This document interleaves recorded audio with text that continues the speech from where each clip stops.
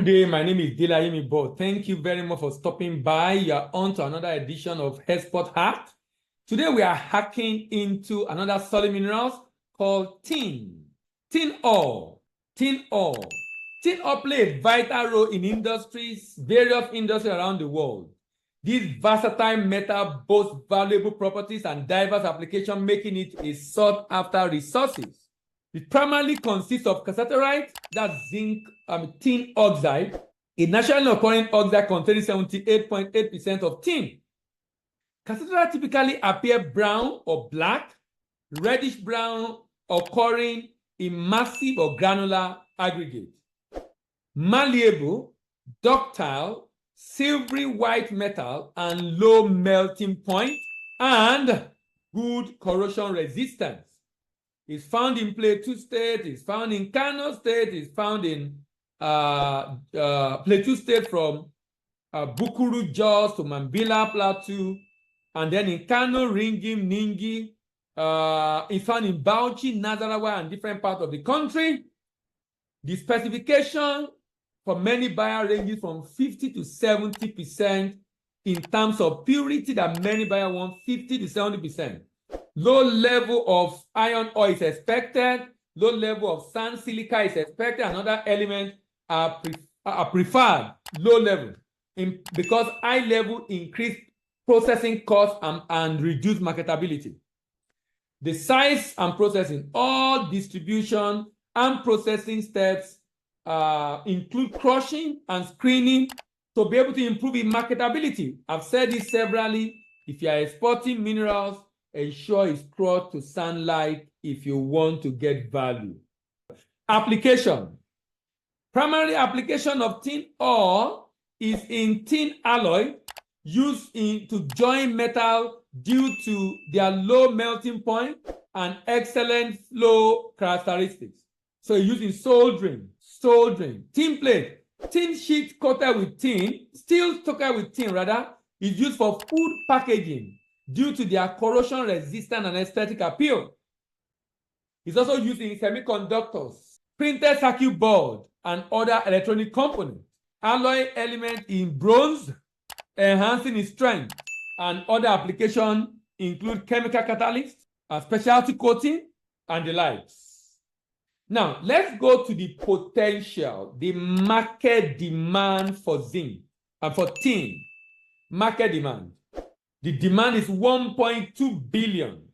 3 countries are the major buyers: China, Thailand, and Malaysia. All other ones, in fact, Thailand and Malaysia is almost 50%. Almost 50%. China is about 42%. Combined 92%. So if you are looking for market for tin, Thailand, Malaysia, and China are your best bet. Those are the best options you should consider if you are looking at these minerals. How about packaging? Packaging tin ore for export is a critical step in ensuring the safety and secure transportation of this valuable mineral. Proper packaging helps prevent contamination, damage, and moisture, because these are the issues you face if you deal with this product. Contamination is important. Packaging can be in bulk or in sack. In Nigeria, for example, if you are doing shipment, most of the time people put it in sack and just ship it like that. Contamination. Prevent contamination of tin ore during transportation and storage. Store and handle tin ore in designated areas free of contaminants. Moisture control is another issue. You want to use packaging material that ensure that the moisture level is kept low and there will not be introduction of moisture into it from external sources. It's important that the particle size is evenly distributed. So that is why you see a situation where you have to crush to sunlight.